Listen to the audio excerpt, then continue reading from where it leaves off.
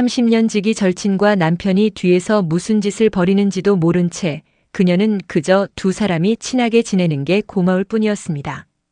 하지만 반년에 걸쳐 증거를 모은 그녀는 가장 많은 사람이 모인 그날을 기다리고 또 기다렸습니다. 그리고 마침내 수백 명이 지켜보는 환갑잔치 자리에서 대형 스크린에 영상을 틀었습니다. 이 이야기를 끝까지 들으시면 늦었다고 포기하는 사람과 늦었기에 더 치밀하게 준비하는 사람이 얼마나 다른 결말을 맞이하는지 직접 확인하실 수 있습니다. 올해 62이 된 이정희 씨는 자신의 인생을 돌아보았을 때 스스로가 꽤 복 많은 사람이라고 생각했습니다. 물론 인생이 항상 순탄하지는 않았습니다. 어릴 때부터 형편이 넉넉하지 않아 고생도 했고 결혼 초에는 시댁 문제로 눈물 흘린 날도 적지 않았습니다. 하지만 그 모든 어려움 속에서도 그녀의 곁에는 언제나 두 존재가 있었습니다. 하나는 든든한 남편이었고 또 하나는 고등학교 시절부터 인연을 맺어 무려 30년 넘게 자매처럼 함께한 절친이었습니다. 이정희 씨가 자신의 절친 김수경 씨를 처음 만난 건 고등학교 2학년 교실이었습니다. 짝꿍으로 만나 첫날부터 도시락을 나눠 먹고 쉬는 시간마다 수다를 떨고 하굣길에는 집이 반대 방향인데도 서로 배웅하다가 결국 밤이 되어서야 집에 들어가곤 했습니다. 서로의 첫사랑 이야기를 제일 먼저 들어준 것도, 수능 시험 전날 밤 새워 통화하며 서로를 달래준 것도, 또 각자 취업하고 결혼하고 아이를 낳으면서 삶의 크고 작은 고비를 가장 먼저 나눈 것도 바로 두 사람이었습니다. 이정희 씨의 남편 박성민 씨도 처음부터 아내의 절친을 매우 반겼습니다. 명절이면 식구처럼 식탁에 함께 앉아 음식을 나눴고 김수경 씨가 생일이면 박성민 씨가 먼저 우리 오늘 저녁 같이 먹자 하고 제안하기도 했습니다. 이정희 씨는 그 모습이 늘 흐뭇했습니다. 내 남편이 내 친구를 이렇게 챙겨주는구나. 나는 참 복이 많은 사람이구나 하고 말입니다. 그러던 중 이정희 씨의 절친에게 생각지도 못한 일이 찾아왔습니다. 김수경 씨가 이혼을 하게 된 것입니다. 결혼한 지 15년이 지나도록 남편에게 숱한 외도와 가정폭력을 당해왔던 김수경 씨는 더는 버티지 못하고 결국 이혼 결정을 내렸습니다. 아이들은 아직 어렸고 경제적으로도 홀로 서기가 쉽지 않은 상황이었습니다. 그야말로 인생의 밑바닥에 내동댕이 쳐진 것과 같은 순간이었습니다. 그 소식을 들은 이정희 씨는 한치의 망설임도 없었습니다. 수경아, 당장 우리 집으로 와. 네가 자리를 잡을 때까지 여기 있어. 방 있고 밥 있으니까 걱정하지 마. 남편 박성민 씨에게 이야기를 꺼냈을 때도 그는 선뜻 고개를 끄덕였습니다. 당신 친구니까 당연히 도와줘야지. 우리 집 사랑방 비어 있잖아. 얼마든지 있으라고 해요. 이정희 씨는 그 말을 들으며 남편에 대한 고마움이 새삼 밀려왔습니다. 이렇게 속 넓은 사람을 남편으로 뒀으니 나는 정말 복받은 여자야 하고 생각했습니다. 김수경 씨는 그렇게 이정희 씨의 집에 들어오게 되었습니다. 처음 몇 달은 아무런 문제가 없었습니다. 아니, 오히려 좋았습니다.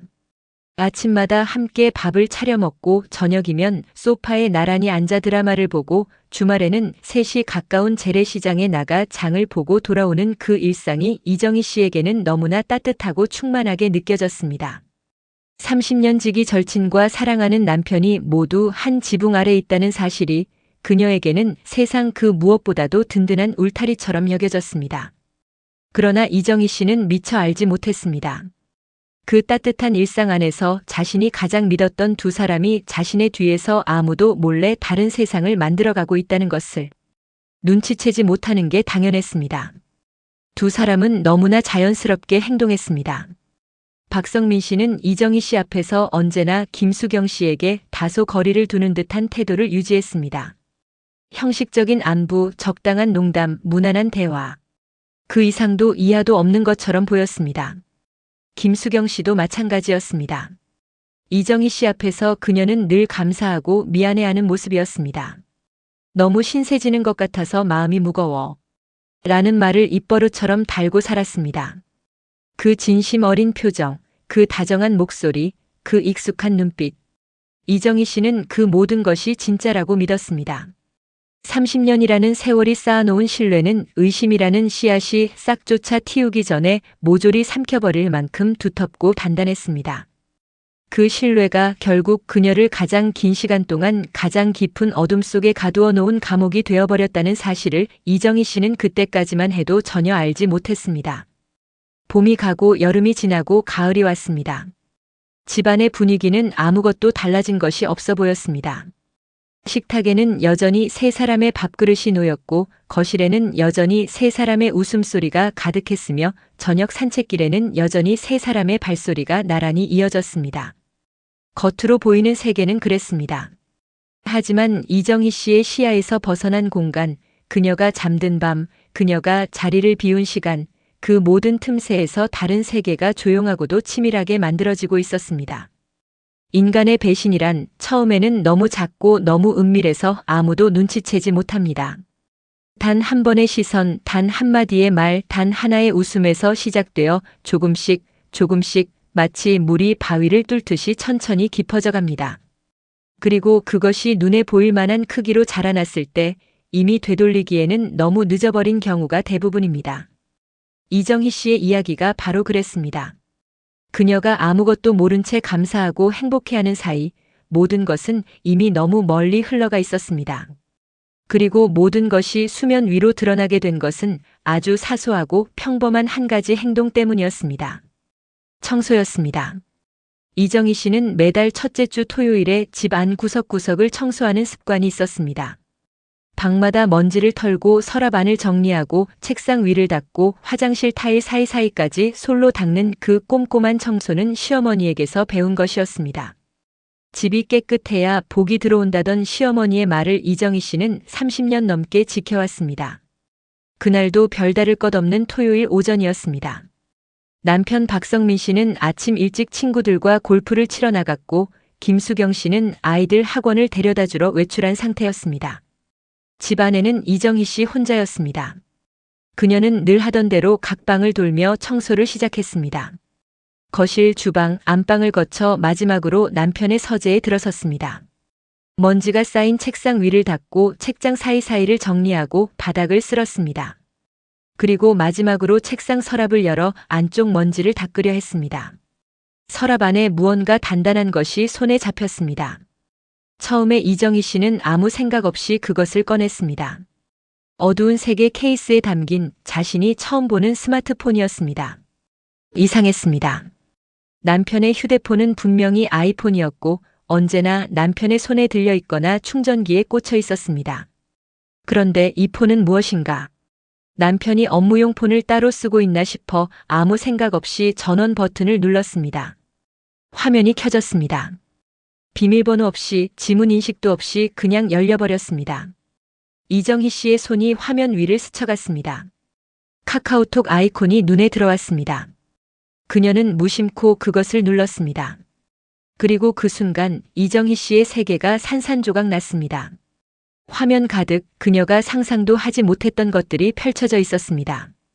앨범을 열자 나타난 사진들. 두 사람이 함께 찍은 여행 사진이었습니다. 남편 박성민 씨와 절친 김수경 씨가 나란히 앉아 식사를 하는 사진, 낯선 해변가를 걷는 사진, 그리고 호텔방 안에서 찍힌 것이 분명한 차마 눈뜨고 바라보기 어려운 다정한 모습의 사진들.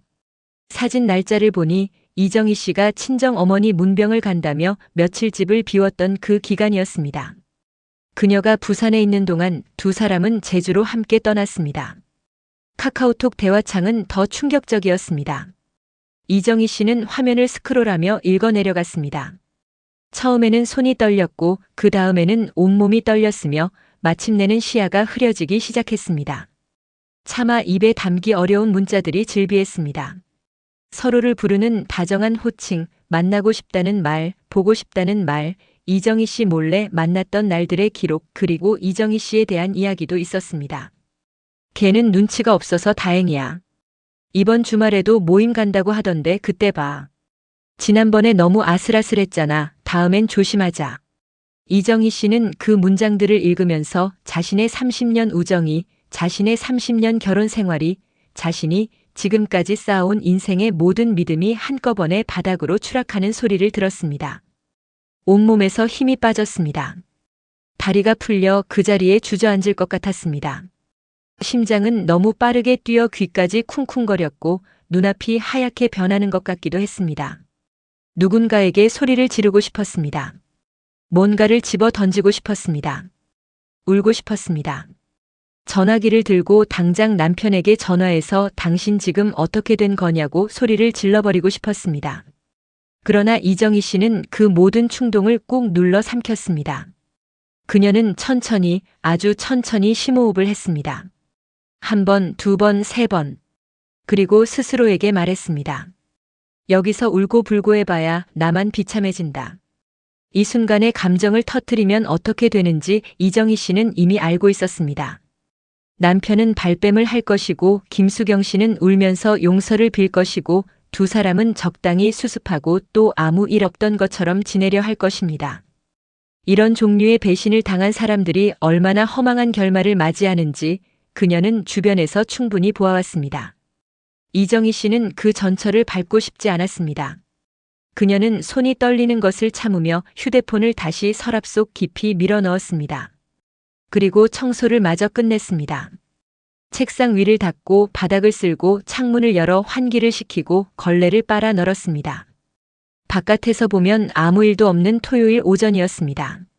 하지만 이정희 씨의 마음속에서는 이미 새로운 시계가 똑딱이기 시작했습니다.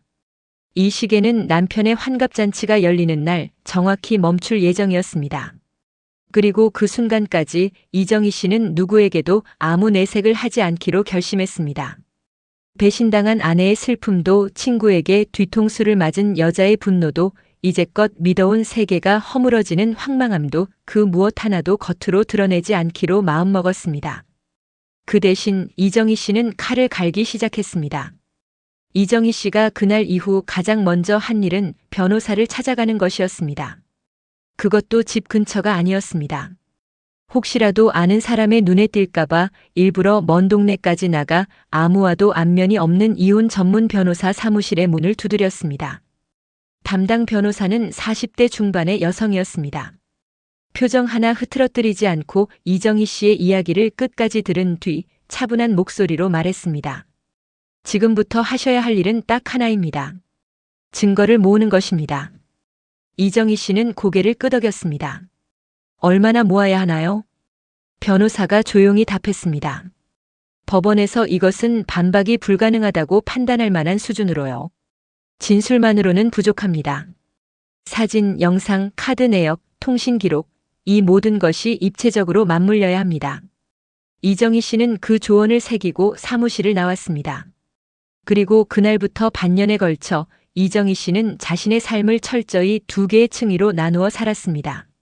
한 층위에서는 아무것도 모르는 평범한 아내이자 다정한 집주인이었습니다.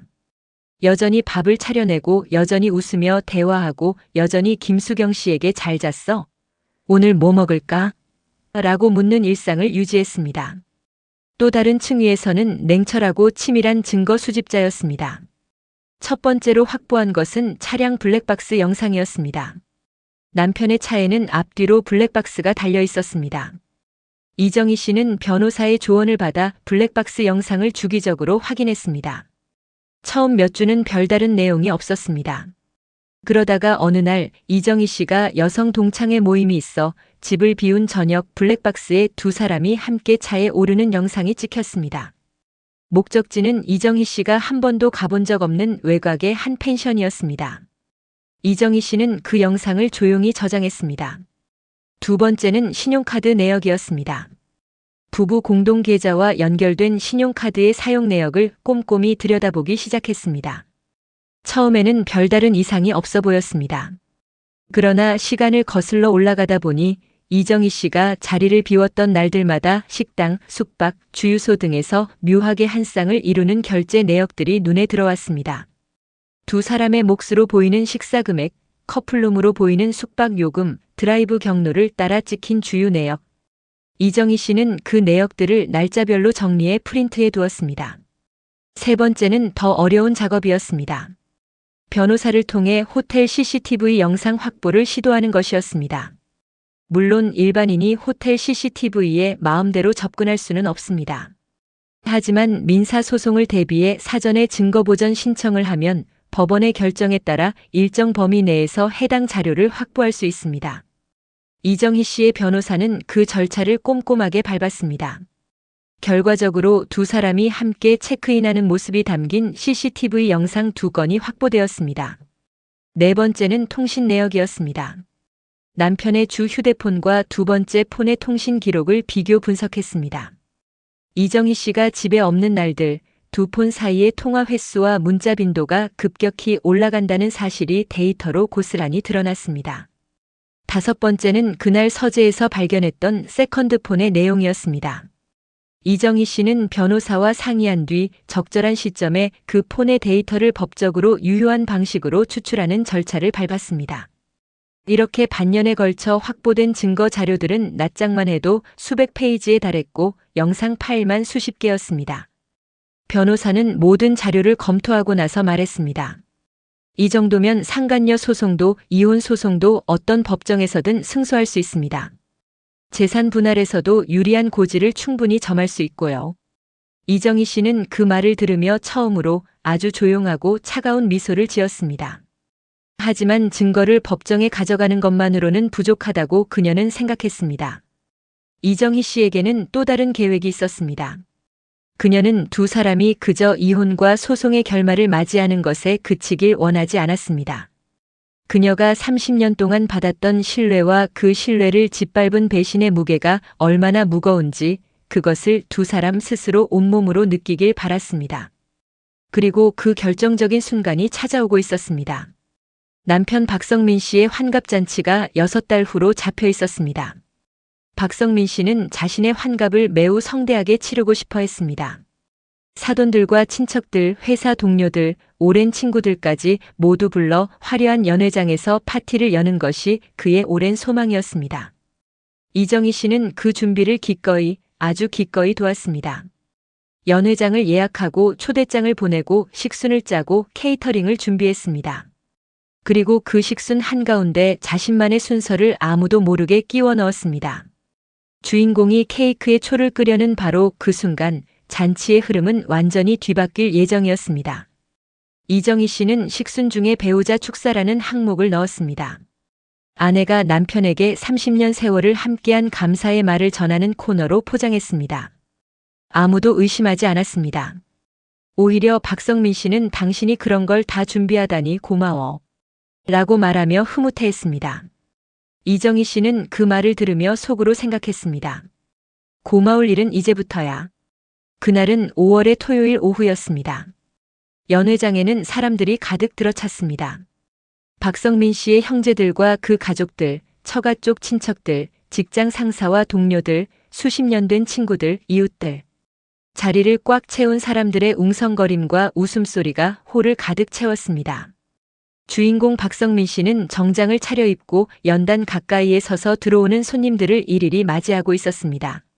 얼굴에는 생애 최고의 날을 맞이한 사람의 만족스러운 미소가 가득했습니다. 그 자리에 김수경 씨도 있었습니다. 고운 비취색 한복을 차려입고 새로 손질한 단발머리를 가지런히 빗어 넘긴 채 그녀는 마치 그 자리의 안주인이라도 되는 양손님들 사이를 오가며 살갑게 인사를 나누고 있었습니다. 이정희 씨의 일가 친척들에게도 박성민 씨의 지인들에게도 김수경 씨는 이정희 씨의 오랜 친구라는 이름으로 자연스럽게 자리를 채우고 있었습니다. 이정희 씨는 그 모습을 바라보았습니다.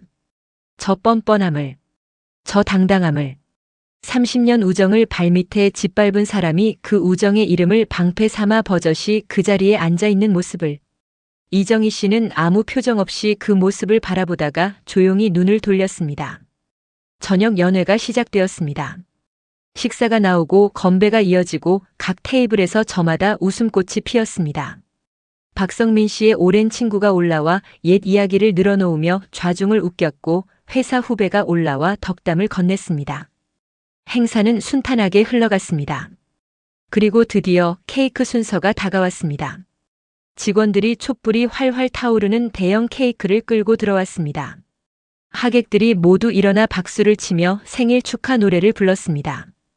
박성민 씨는 감격스러운 표정으로 케이크 앞에 섰습니다. 배우자 축사가 있겠습니다.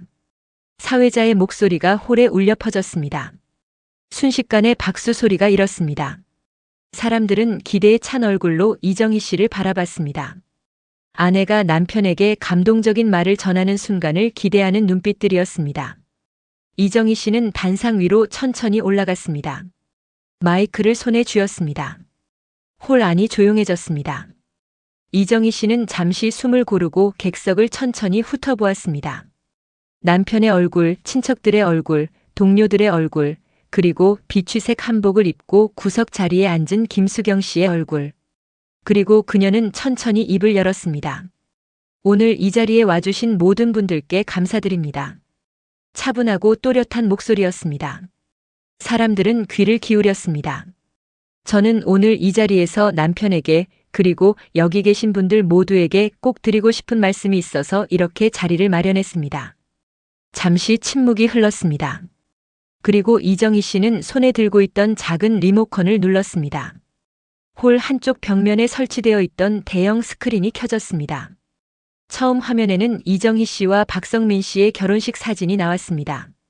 젊고 빛나는 두 사람의 모습이었습니다. 하객들 사이에서 오호하는 탄성이 흘러나왔습니다.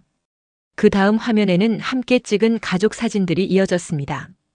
신혼 시절의 사진, 아이가 태어났을 때의 사진, 여행 사진들. 사람들의 얼굴에 흐뭇한 미소가 번졌습니다. 우리는 30년을 함께 살아왔습니다. 이정희 씨의 목소리가 이어졌습니다. 저는 그 30년 동안 이 사람을 믿었습니다. 의심 한번 해본 적이 없었습니다. 박성민 씨의 얼굴에 약간 어색한 웃음이 걸렸습니다. 아직 아무것도 알아채지 못하고 있었습니다. 그리고 저에게는 이 사람만큼이나 소중한 친구가 있었습니다. 고등학교 때부터 30년을 함께한 제 절친이지요. 화면이 바뀌었습니다. 이정희 씨와 김수경 씨가 함께 찍은 젊은 날의 사진들이 흘러나왔습니다. 20살, 30살, 40살. 세월의 흔적이 담긴 사진들이었습니다. 홀 안이 조용해졌습니다. 무언가 이상하다는 분위기가 서서히 퍼져나가고 있었습니다. 그 두 사람이 30년을 지켜봐 준 것이 저는 그렇게 감사했습니다. 그래서 오늘 이 자리에서 제대로 된 감사 인사를 드리고 싶었습니다. 이정희 씨의 목소리는 여전히 차분했습니다. 두 분 덕분에 저는 30년 믿어온 사람들의 진짜 얼굴을 보게 되었습니다. 그 순간이었습니다. 화면이 완전히 바뀌었습니다. 화면 가득 낯선 두 사람의 다정한 모습이 펼쳐졌습니다. 호텔 로비에 나란히 들어서는 남녀.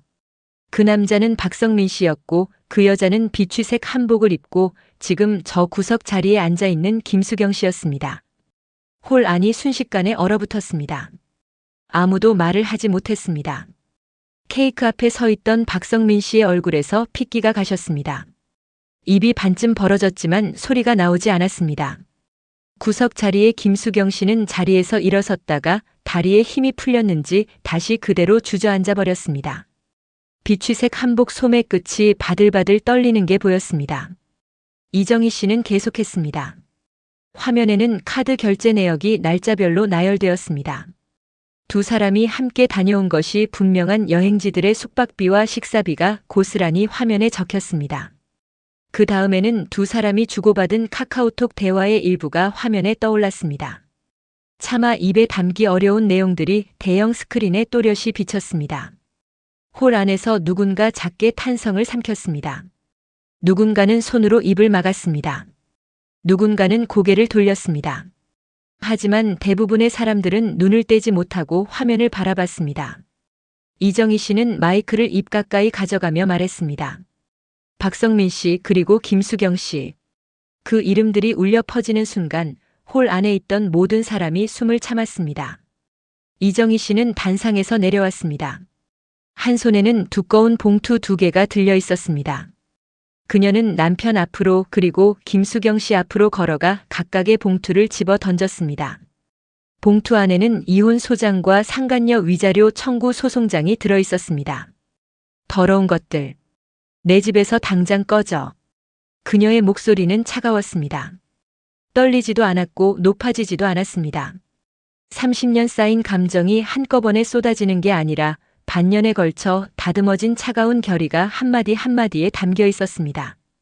내 놈들의 추악한 실체를 오늘 이 자리에 계신 분들께 모두 알렸으니 이제부터는 둘이서 손가락질 받으며 잘 살아보도록 해. 그 말을 마지막으로 이정희 씨는 단상을 내려와 출구를 향해 걸었습니다. 뒤에서는 아무 소리도 들리지 않았습니다. 홀 전체가 석고처럼 굳어 있었습니다. 이정희 씨가 그날 잔치 자리를 나온 뒤 세상은 생각보다 훨씬 빠르게 움직였습니다.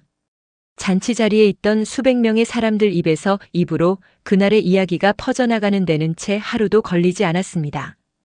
박성민 씨가 다니던 회사에는 이미 다음 주 월요일 아침부터 소문이 파다했습니다. 형제들과 친척들은 박성민 씨에게 전화를 끊어버렸습니다. 김수경 씨의 자녀들은 학교에서 친구들의 눈초리를 견뎌야 했고 김수경 씨의 지인들은 하나둘 연락을 끊었습니다. 법정에서의 결과도 이정희 씨의 손을 들어주었습니다.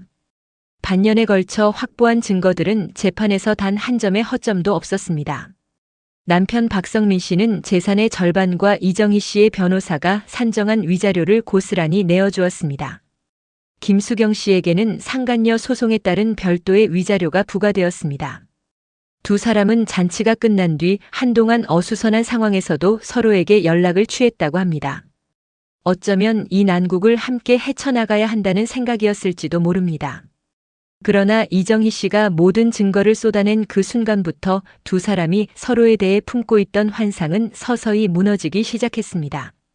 이정희 씨에게 탄로난 이후 두 사람은 서로를 향해 책임을 미루기 시작했다고 합니다. 당신이 먼저 접근한 거잖아. 당신이 그렇게 하라고 했잖아. 이 모든 게 당신 때문이야 라는 말들이 오가고 경제적인 부담이 두 사람 모두에게 무겁게 쌓이면서 관계는 점점 더 악화되었습니다. 이정희 씨는 그 이후에 두 사람 소식을 굳이 찾아 듣지 않았습니다. 그녀에게는 이제 새로운 삶이 시작되었으니까요. 남편의 재산 절반과 위자료를 받은 이정희 씨는 오랫동안 자신이 원하던 것들을 하나씩 해나가기 시작했습니다. 젊은 시절 결혼하면서 접어두었던 꿈들, 집안과 남편과 아이들을 위해 뒤로 미뤄두었던 것들을 조금씩 꺼내들기 시작했습니다. 그녀는 이렇게 말합니다. 제가 그날 잔치 자리에서 마이크를 잡기까지 가장 힘들었던 것은 사실 그 반년이 아니었습니다. 가장 힘들었던 건 그 세컨드폰을 서랍에 다시 집어넣고 아무 일도 없다는 듯이 청소를 마저 끝냈던 그날이었습니다. 남은 오전 내내 저는 아무 생각도 하지 않으려 애를 썼습니다. 그냥 걸레를 빨고 창문을 닫고 소파 등받이를 두드렸습니다. 그게 그때 제가 할 수 있는 전부였습니다. 하지만 그날 오후 저는 마음을 굳혔습니다. 울면서 터뜨리는 사람은 결국 자기 감정 속에 갇혀서 아무것도 못하게 됩니다. 저는 그러고 싶지 않았습니다. 감정을 삭히는 대신 그 에너지를 증거를 모으는데, 내 권리를 찾는데, 그리고 그 두 사람에게 스스로 자신들이 한 짓의 무게를 느끼게 하는데 쓰고 싶었습니다. 이정희 씨의 이야기를 들으면서 우리는 몇 가지를 생각하게 됩니다. 첫 번째는 신뢰에 대한 것입니다. 인간은 가장 가까운 사람을 가장 의심하지 않습니다. 그것은 당연한 일이고 자연스러운 일이고 어쩌면 아름다운 일이기도 합니다. 하지만 그 신뢰가 오용될 때 그 상처는 낯선 사람에게 받은 상처와는 비교할 수 없을 만큼 깊고 오래갑니다. 30년이라는 세월이 쌓아올린 신뢰가 하루아침에 무너지는 경험은 이정희 씨에게 단순한 배신 이상의 것이었습니다. 자신이 인식해온 세계 전체가 허물어지는 경험이었습니다. 두 번째는 감정과 이성의 균형에 대한 것입니다. 우리는 배신을 당했을 때 본능적으로 감정을 폭발시키고 싶어집니다. 그 충동은 지극히 인간적인 것입니다. 하지만 이정희 씨가 보여준 것은 그 충동을 눌러 참는 것이 단순히 참는 것으로 끝나지 않는다는 사실입니다. 그 에너지를 다른 방향으로 전환했을 때 결과는 완전히 달라집니다. 즉각적으로 분노를 터뜨렸다면 아마도 두 사람은 어느 정도 수습하고 상황을 모면했을 것입니다. 하지만 그녀는 기다렸습니다. 준비했습니다. 그리고 가장 적절한 순간에 가장 돌이킬 수 없는 방식으로 모든 것을 드러냈습니다. 세 번째는 법과 절차에 대한 것입니다. 이정희 씨의 이야기는 개인의 분노와 복수극으로만 읽힐 수도 있지만 사실 그 안에는 철저하게 법적 절차를 준수하는 과정이 있었습니다. 변호사를 선임하고 법적으로 유효한 방식으로 증거를 확보하고 소송을 통해 자신의 권리를 주장한 것입니다. 감정적 폭로와 법적 절차를 동시에 준비했기 때문에 그녀의 행동은 단순한 장면 연출이 아니라 실질적인 결과로 이어질 수 있었습니다. 네 번째는 인생의 타이밍에 대한 것입니다. 늦었다고 생각할 때가 가장 빠른 법이다라는 말이 있습니다. 이정희 씨는 60이 넘은 나이에 30년 결혼 생활을 정리했습니다. 세상의 눈으로 보면 적지 않은 나이입니다. 이 나이에 무슨 이혼이냐, 이미 다 살 만큼 살았는데 그냥 참지라는 말을 들을 수도 있었습니다. 하지만 이정희 씨는 그런 시선에 기대지 않았습니다. 그녀는 자신이 옳다고 생각하는 것을, 자신이 받아야 한다고 생각하는 것을 끝까지 포기하지 않고 가져왔습니다. 그리고 지금 그녀는 이렇게 말합니다. 후회되는 것이 있냐고요? 없습니다.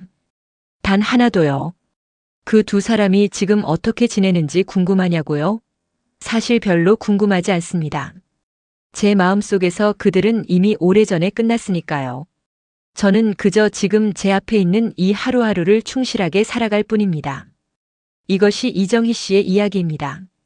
배신을 당하고도 소리를 지르지 않은 여자, 반년을 참아가며 칼을 갈았던 여자, 수백 명 앞에서 마이크를 잡았던 여자, 그리고 그 모든 것이 끝난 뒤 조용히 새로운 하루를 시작한 여자의 이야기.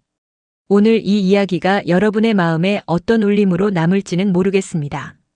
어쩌면 누군가에게는 통쾌한 이야기로, 어쩌면 누군가에게는 가슴 아픈 이야기로, 어쩌면 또 누군가에게는 자신이 지금 서 있는 자리를 다시 한번 돌아보게 하는 이야기로 기억될 수 있기를 바랍니다. 그리고 혹시 지금 이 순간 이정희 씨와 비슷한 자리에 서 계신 분이 있다면 이것만 기억해 주세요. 가장 가까운 사람이 가장 무서운 법입니다. 하지만 늦었다고 생각할 때가 가장 빠른 법이기도 합니다. 이 채널에는 이처럼 우리 주변에서 일어날 수 있는 진짜 이야기들, 말 못할 사연들, 억울하고 답답한 현실 속에서도 끝까지 자신을 지켜낸 사람들의 이야기가 계속 이어집니다. 아직 구독을 하지 않으셨다면 지금 바로 구독 버튼을 눌러주세요. 이 영상이 조금이라도 마음에 드셨다면 좋아요도 꼭 눌러주시고요. 여러분의 구독과 좋아요 하나하나가 이 채널이 더 많은 이야기를 더 많은 분들께 전할 수 있는 힘이 됩니다. 오늘도 긴 영상 끝까지 함께 해주셔서 진심으로 감사드립니다. 다음 이야기에서 또 만나요.